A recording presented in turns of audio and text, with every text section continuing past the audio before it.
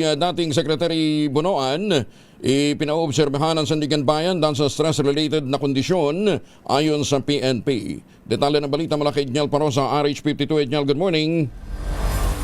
Kuya Angel, ibinalik sa medical ward ng PNP General Hospital si dating Public Works Secretary Manny Bunoan dahil sa pinaniniwalaang stress-related na kondisyon.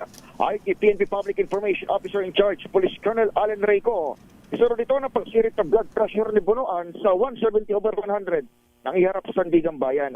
Inatasan naman ng anti-graft court ng PNP na patuloy pang obserbahan ang akusado bago ang schedule na arraignment bukas, Webes, Hunyo 4. Kahapon, humirit si Bunoan na ma-hospital arrest dahil sa kanyang hypertension at diabetes. Pero kung pahayag ng PNP Health Service ang susundin o susundan, lumalabas sa kanilang assessment na coherent at oriented naman ang akusado sa plunder dahil sa flood control project. Wala rin siyang naranasang sakit ng ulo at pagkahilo noong hindi pa inilalabas ng Camp Crame 1:23 p.m.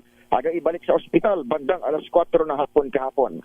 Samantala, simula na ulit kay Angel bumuhos ang katamtaman hanggang sa may kalakasang ulan dito sa bahagi ng EDSA, partikular mula Ortigas area.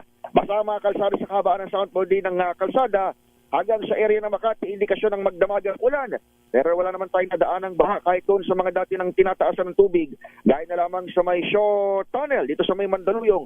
Kahit halos buong gabi ay walang puknat ang ambon at ulan dito sa Kamaynilaan. Ako si Edniel Parosa, Razor H. Una sa Pilipinas, una sa Pilipinas. Maraming salamat, Edniel. Ingat.